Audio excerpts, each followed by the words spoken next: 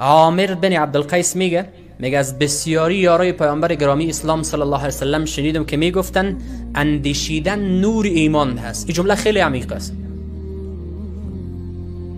اندیشیدن و تفکر نور ایمان هست. گویا ایمان گهگاه تاریک میشه وقتی تو در نعمتهای خدا تفکر میکنی. وقتی توی در جهان هستی یک تفکر میاندازی، یک دفعه طرف وجودت متوجه میشی، طرف خلقت خدا نظر میکنی، طرف بزرگی آسمان، طرف گستردگی زمین، طرف زیبایی شب، آرامش شب نظر میکنی. گویا در درون دلت یک نوع نورانیت ایجاد میشه که باعث نورانیت ایمانت میشه. به هر اندازه‌ای که تفکر انسان وسیع و گسترده شود، به هر اندازه‌ای که یک مؤمن خود را به تفکر عادت بده، به مو اندازه نورانیت در ایمانش ایجاد میشه، به مو اندازه در مسیر روشنایی قرار میگیره. شما گهگاه شاید سوالا رو شنیده باشین، بعضی کسا عالی هم شاید منکر ازی باشن و هستن انسان‌های خدا وجود نداره. خیلی تو از کجا شدی؟ تو یک لحظه تصور بکن همه کارخانه ها رو میگیم چیزی که ساخته میشه، موبایل میگیم یک خالق داره. این میکروفونی که من صحبت میکنم میگم یک خالق، یعنی جور کننده ای داره، یک صانعی داره. این صدایی که شما میشنوین در بلندگویی میفهمین که یک کسی را ساخته، ولی در جهان هستی که میگیم در خود متوجه که میشیم میگیم تصادفی است. عجب تصادفه. این تفکر نداره، اندیشیدن وجود نداره. یک دفعه بیاندیشه، عقل خود را به کار بیاندازه که وقتی هیچ چیز تصادفاً به وجود نمیاد، یک چیز عادی هم تصادفاً به وجود نمیاد، وقتی بیاندیشه این حوزه ها در جهان هستی، در جهان خود وجودش یک دفعه بیاندیشه، خود به خود به این پی میبره که یک خالق قوی و یک ذات قوی پشت این چیزها است که همیشه مدیریت میکنه و ذات مدبری هست. به هر اندازه‌ای که ما بیانداشیم به ما اندازه نور ایمان ما افزایش مییابه، یقین ما نسبت به خدا بیشتر میشه. از وسایل تزکیه هست. سفیان بن عیینه میگه تفکر نوری هست که اندرون دل میره. این نوری هست که در درون دل حرکت میکنه، دل روشن میکنه. به هر اندازه‌ای که تفکر بیشتر شود دل روشن میشه، ما در مسیر روشنایی قرار میگیریم. حالا دعا میکنیم، گهگاهی حال انسانایی هستن سالها و سالها زحمت میکشن به خاطر دعا، تلاش میکنن 1 سال 2 سال 3 سال 4 سال دعا پذیرفته نمیشه. اینا به این باور دارن که پشتش خدای حکیم و با حکمتی هست، بدون حکمتی و هیچ کاری نمیشه. دعای خدای ادامه میدن چون میفهمه که خدا کی است. به ذات حکمت خدای حکیم خدا، به حکمت خدا خوب پی میبره، عمیق میشه، تفکر میکنه که کار رو بی برنامه انجام نمیده. اگر دارم هم نعمتی هست و اگر ندارم هم حکمت وجود داره درش. ولی اگر او تفکر دی نداشته باشه و انسان حتما مسیر منحرف میشه. گم که خدای نیست که بشنوه. میبینی که از نه اندیشیدن باعث از این میشه که از خدا فاصله میگیره. او اگر به یک کمی عمیق شه و یک کمی تفکر بکنه بیاندیشه، باز اندرون دلش یک روشنایی ایجاد میشه. نه خیر، خدا صدای برای میشنوه. ما بنده کوچک و او خدای بزرگ، خواستن ما بنده کوچک و خواسته های من کوچک و داده های او خدا و نعمت های خدا بزرگ. ولله خزائن السماوات والارض، خزانه های آسمان ها و زمین در دست خدا. خیر چرا به انسان نده؟ حتما حکمت پشتش نهفته است. چون این تفکر نمیکنه که در درون دلش یک روشنایی ایجاد شود. میبینیم که اندیشیدن از وسایل تزکیه هست. انسان را از درون پاک میکنه، انسان را به خدا نزدیک میسازه و بیشتر به خدا نزدیک میسازه. اگر کسی دارای فکر و اندیشه باشه، در هر کار و امر برش پند است. اگر کسی دارای فکر و اندیشه و تفکر باشه، در هر کار برش پند است. یک کسی را میبینه که خیلی خوب عبادت میکنه، از اینکه باید خوبتر عبادت بکنه. وقتی چه قسم زندگی داره، شاید زندگیش از تو کده پایین‌تر، در عبادت از تو کده قوی‌تر، چرایی در عبادت از مکده قوی‌تر است. میبینه که یه تفکر در این مورد تو رو باعث ازی میشه که بیشتر پند بگیری.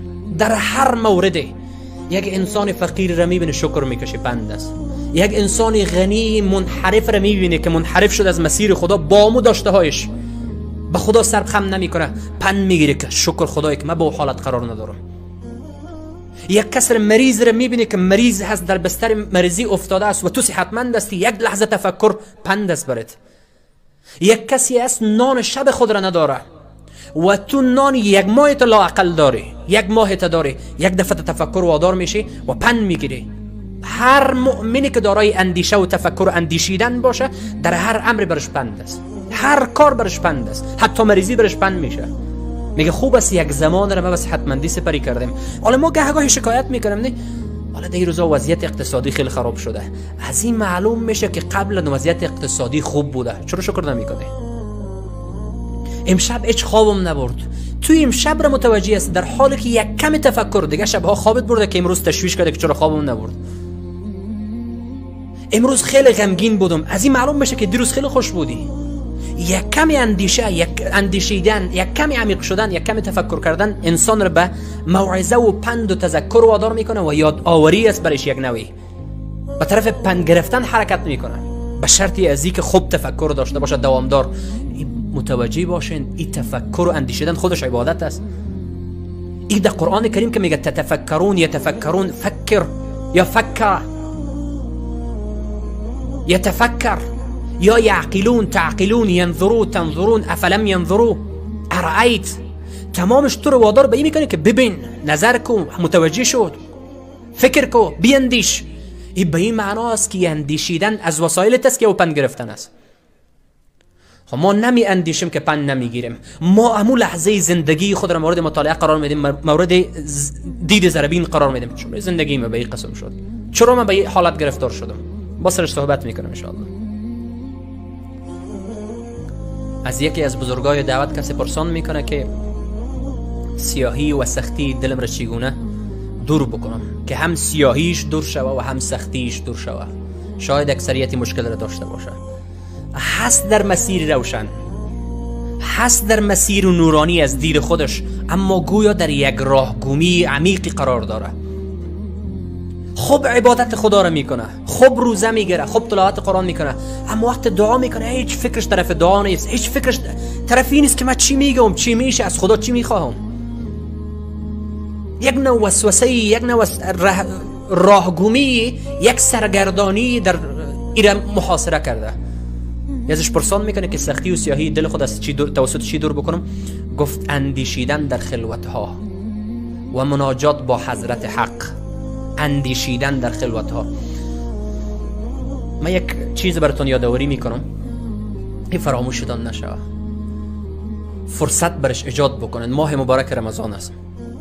قبل از اینکه افطار میکنیم 20 دقیقه قبل، حد اقلش 20 دقیقه، حد اقل از او کدام پایینتر میریم 10 دقیقه، از او بیشتر توانیدش نیم ساعت 40 دقیقه یک جای خلوت بریم با پروردگار، یک جای خلوتی بنشینیم که نه صدایی باشه، نه کسی باشه، نه موبایل باشه، نه کتابچه‌ای باشه، نه قلمی باشه، هیچ چیز نباشه، فقط خودت اندیشیدن در مورد نعمت‌هایی که خدا به تو نصیب کرده، در مورد خلقت خدا، در مورد نعمت‌های خدا، در مورد خدا که به تو چی چیزها را داده. یک دفعه تصور بکن برات قناعت حاصل میشه، شکر میکنی خدایا که الحمدلله.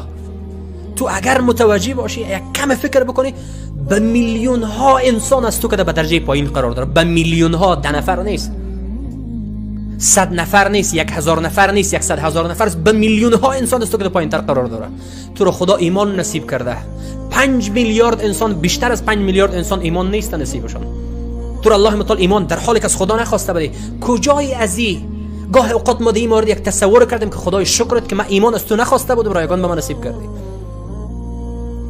گاهی که انسان تصور بکنه یک اندیشه در خلوتها و یک مناجات با حضرت حق در خلوتها داشته باشه. از همین ما شما خیلی درگیر هستیم، بیکار که شویم، موبایل خانه پر گندم به اصطلاح ما مردم، این خانه پر، اینمی تفریح ما است، اینمی گویا در حالی که ما اگر گاهی اوقات بالای فکر ما فشار وارد میشه، از دید فکری خسته می باشیم، موبایل را میگیریم.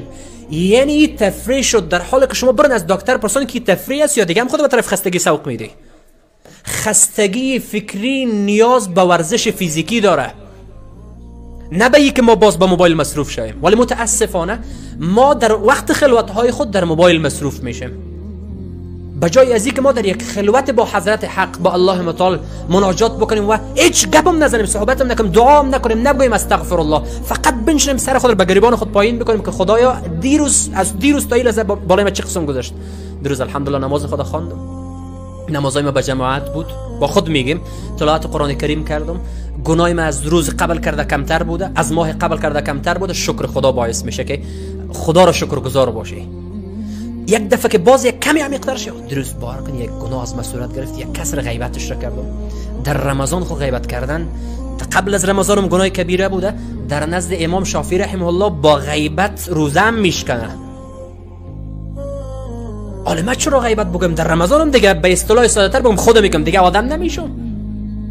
در رمضان ما معصیت خدا بید بیشتر ما طرف یه طرف درس میدم. یک کسی پرسان که گفت من دیشب مشروب نشدم، شراب خوردم، رای حل. یعنی هنوز ما پن نمیگیریم.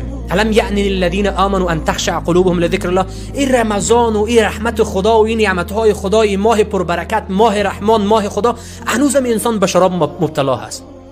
سال گذشته در اعتکاف بودم، بعد شاید دوستا بودم، سال گذشته بود یا سال گذشته تر از او بود، در شب 27 رمضان یک کسی زنگ زد و گفت 3 دفعه زنا شده از من در ماه مبارک رمضان.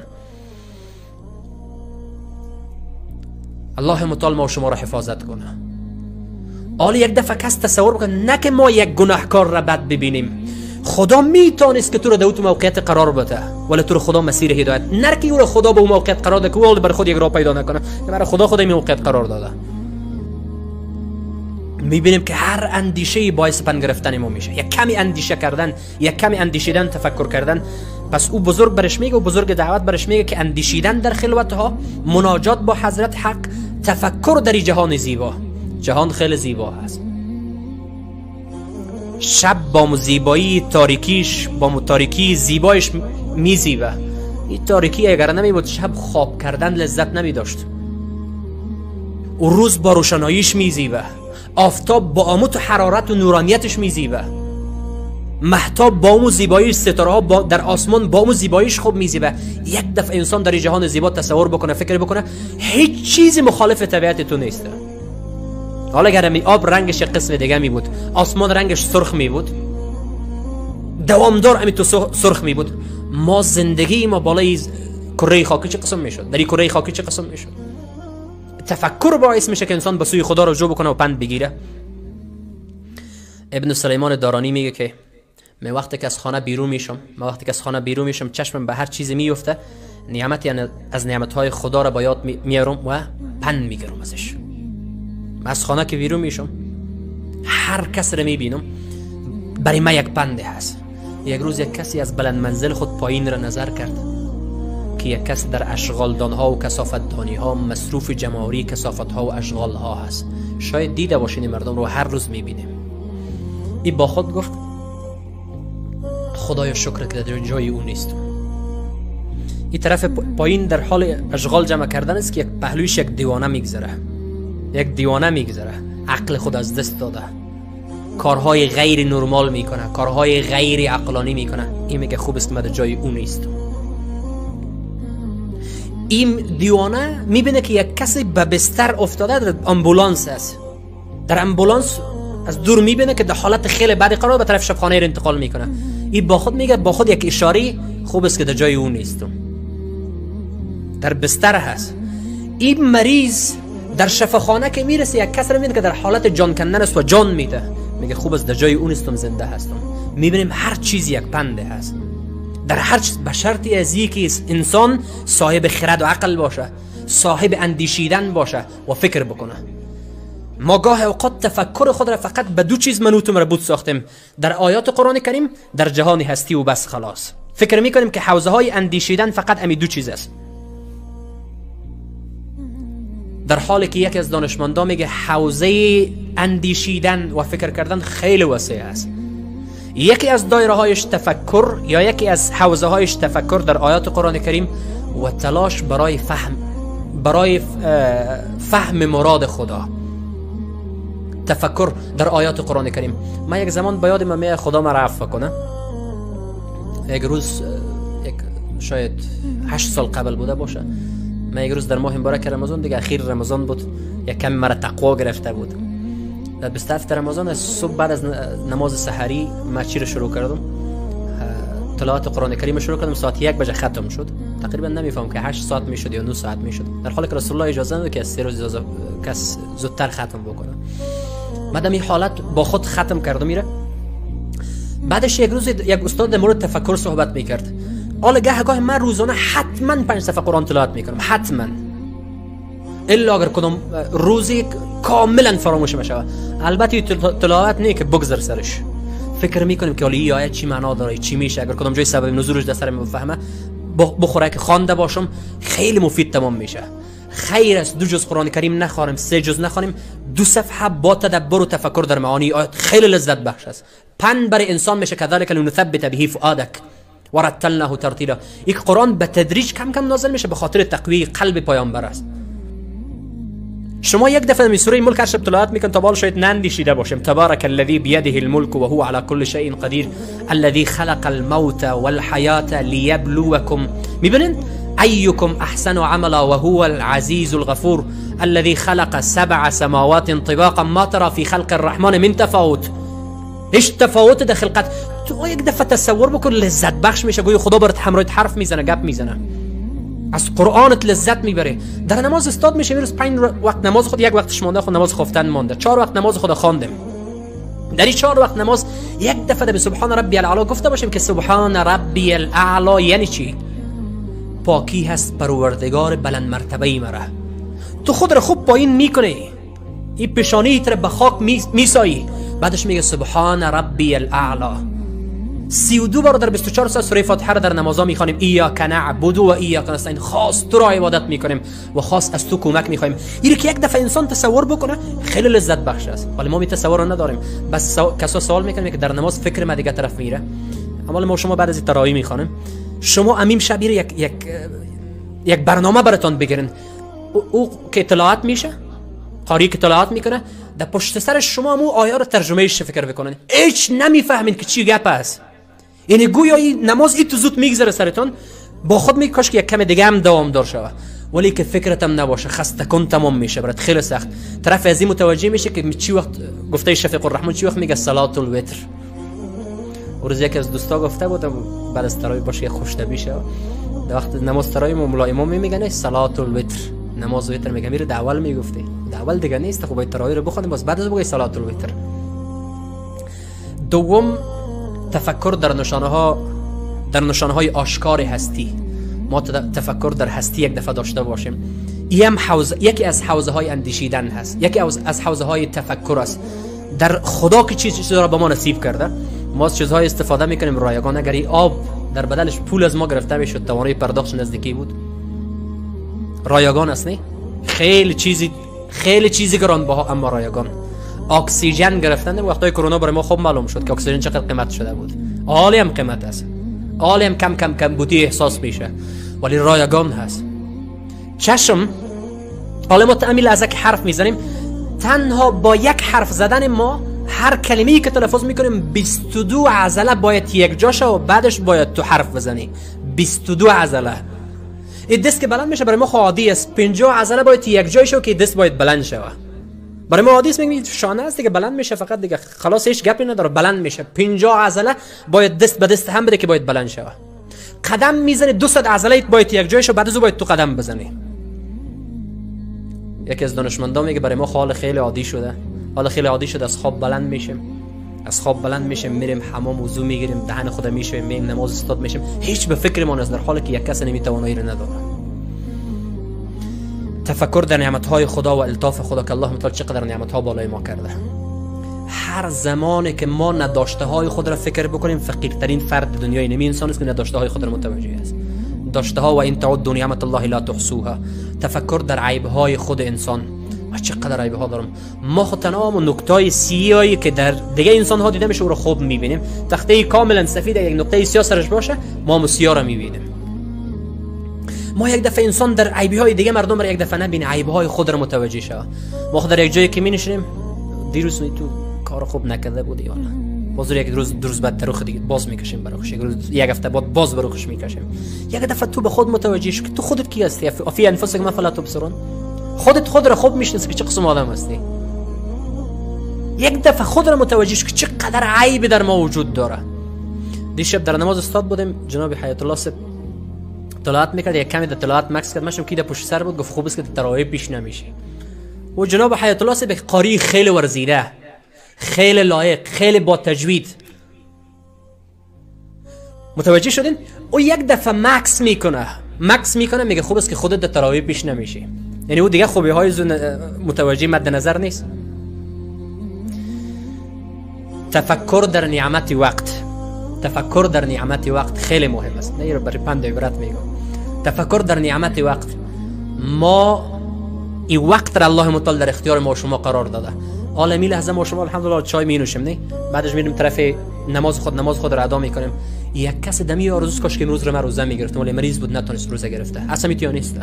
امروز رو به بستر سپری کرد، به بستر مریضی سپری کرد. حال توانایی استاد شدن به پیشگاه خدا هم نداره، اما تو روزه را گرفتی. شاید در بعد از نماز عصر دعا هم کرده باشی، شاید تلاوتت هم کرده باشی، شاید اذکار شامت هم خوانده باشی، حال میره به طرف تراویح. این وقت را الله متعال در اختیار تو داده که استفاده بکنی. یک کس داره این وقت اما توانایی استفاده نداره. توانایی استفاده خیلی مهم است. بعضی کسا دارن داشته واره اما استفاده کرده ازش نمیتونه. آب در پیشرویش از نوشیده نمیتونه. گوشت از بزرگترین نعمت ها نمیتونه خورده. برنج میگه خورده نمیتونه، دیگه کسا برش جان میتن. میبینیم بعضی کسا فقط خوراکشون یک آب و یک نان خشک بس خلاص. اصلا ما تو انسان های شاید شما در محل مطالعه کرده باشین ولی برای تو میده تر چیز قبول میکنن. روز وقت افطار بود، مچم که افطار میکرد یک دو سه چیز یک جای قسم خورد، کسی گفت متوجه میده باش، گفت خوب است میده ما تمامش میشناسه قابل تشویش نیست، با هر کدامش آشنا است.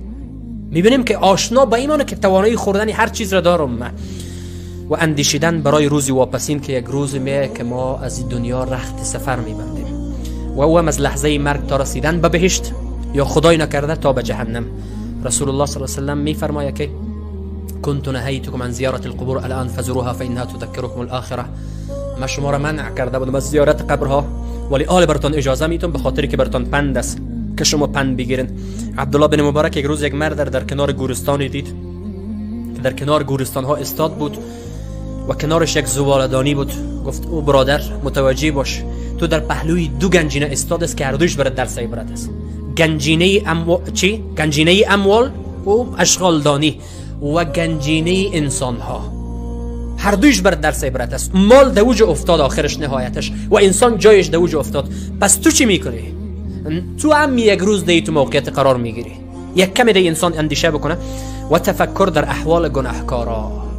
تفکر در احوال گناهکارا البته به این معنی که در ما کبر و تکبر و غرور ایجاد شود که حالا خوب است الحمدلله حالا سخنرانی شدیم بعدش نماز میخونم بخیر با دعا تلاوت میکنم دیگه انسان ها دیگه کلش کافر و ملحد و مشم چی و چی و چی است. اونو در نماز اشتراک نمیکنی چه خدا زده انسان است. خدای توانایی را داره که دمو لحظه پایت بگیره و تو برو طرفی یک پایت یک جای یک رگ یک قسم شوه از نماز جا در جای استاد شوی نمیتونم خوانده. اصلا تو انسان هایی میگه گناه را بد ببینید نه گناهکار را. قد خلت من قبلكم سنن فسيروا في الارض فانظروا كيف كان عاقبه المكذبين. قد خلت من قبلكم سنن فسيروا في الارض. شما در زمین یک کمی سیر بکنین. فانظروا كيف كان عاقبه المكذبين. عاقبت انسان های دروغگو چی شد؟ کسایی که دروغ گفتن چی شد؟ و آخرین سخن در فتح قبرس ابو دردا گریه میکرد. یک کس نزدش آمد گفت چرا گریه میکنی؟ وقت فتح است. وقت فتح کس گریه نمیکنه، خوشحال میباشه، خوش میباشه و فرحت باید و سرور در تو دیده شود. گفت ما در اینجا آمدیم بالای قوم غالب شدیم، اینا به گناه مبتلا بودن، الله متعال ما را بالا اینها مسلط ساخت. ما از این میترسم که روز ما به گناه مبتلا نشم الله متعال کسی دیگر را بیاره بالای ما مسلط بسازه.